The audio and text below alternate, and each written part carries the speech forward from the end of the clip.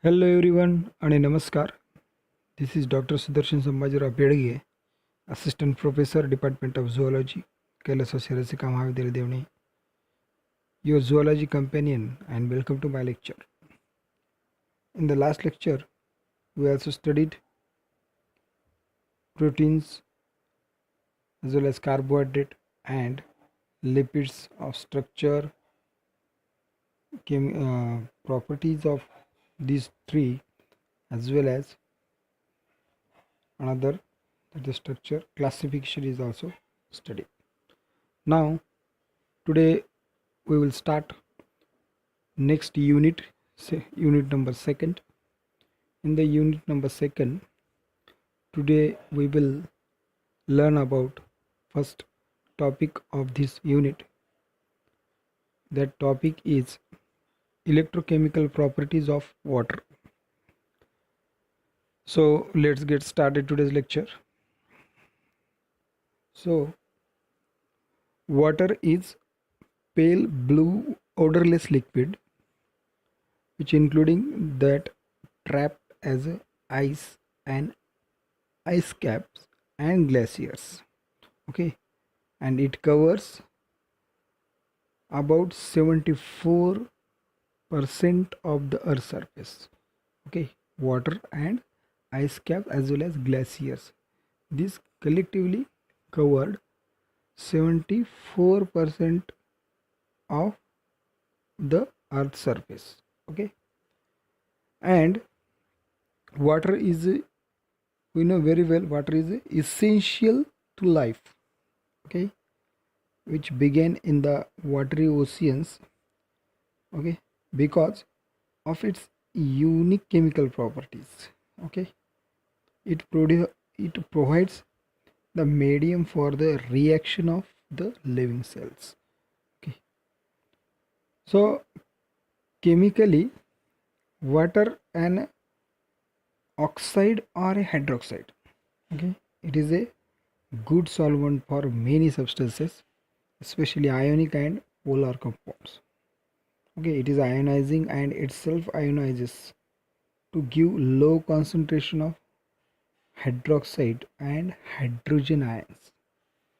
Okay, so it is thus both a weak acid and weak base and conducts electricity also. Okay, so this is the one particular introductory idea about water.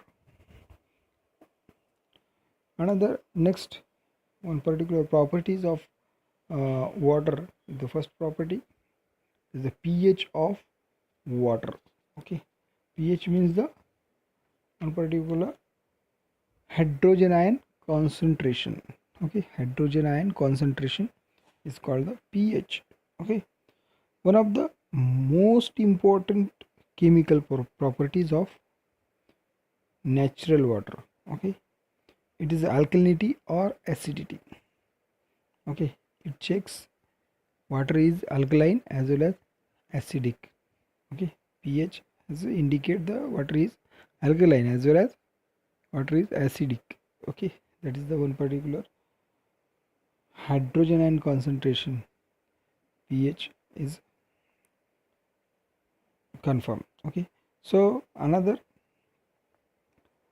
that is the about one water molecule in every 1 crore splits into two ions, namely hydrogen ion and hydroxyl ion. Okay, which is represented at H2O is converted into hydrogen H plus ion plus OH negative ion. Okay, this is the one particular ions. Okay, it is the hydrogen as well as hydroxyl ion is present in the water, we know very well.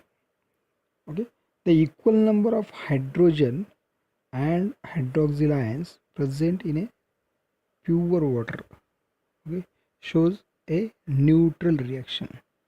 Okay, equal number of hydrogen and hydroxyl ion, that is also called pure water, and this pure water found in a neutral reaction.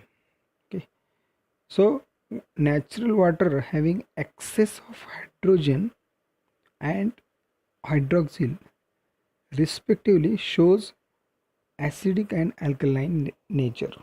Okay, we know very well, if it is a hydrogen ion concentration, it will be excess, as well as or hydroxyl ion, it will be excess.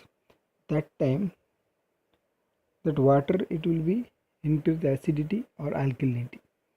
Okay, so in the high acidity rich popu, um, population of acidic flora and fauna.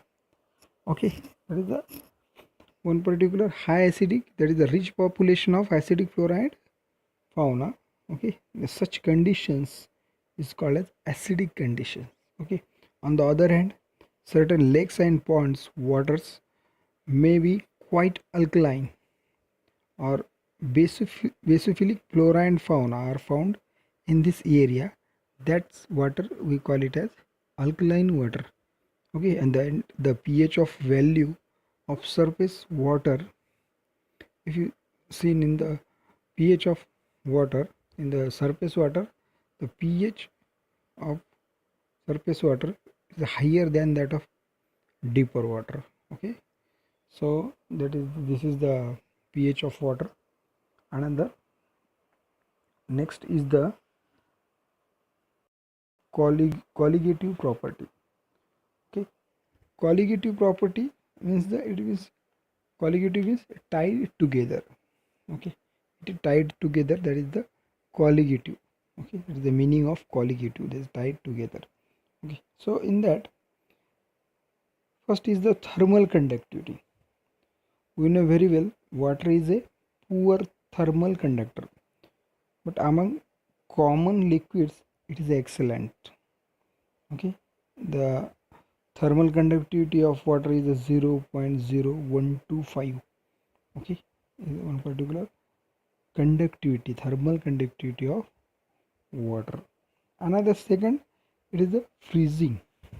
Okay, in the freezing, the when water is cooled from room temperature, the contraction of water is caused, resulting into denser until it reaches a maximum density at 3.95 degrees Celsius. Okay, if water is cooled further, it begins to expand again 0 degrees Celsius. Okay, is the freezing point of water.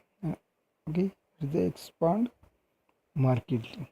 Okay, so this is the freezing point. Okay, another second one is the latent heat of melting and evaporation. Okay, so in that, number of calories required to convert 1 gram of solid at the freezing point, means it means at 0 degrees Celsius, into 1 gram of liquid at the same temperature is called latent heat of the melting. Okay, what is meant by the latent heat of the melting? Number of calories required to convert 1 gram of solid at the freezing point into 1 gram of liquid at the same temperature is called latent heat of the melting. Okay, and this value is about 90 for water. It means that the amount of heat necessary to melt ice is the same as that required to raise the temperature of the resulting ice water to 80 degrees Celsius. Okay, the number of calories required to change 1 gram of liquid into vapor is called latent heat evaporation. Okay, what is meant by the latent heat evaporation? The number of calories required to change 1 gram of liquid into vapor is called latent heat evaporation. Okay, it means that 1 gram of liquid it will be converted into the vapor form. That it is called latent heat evaporation. Okay, so today we have seen the water, properties of water. Okay, that is the pH of water, as well as the colligative properties of water, thermal conductivity, freezing, and last is the latent heat of melting and evaporation. So please like my video, like, comment. Thank you very much.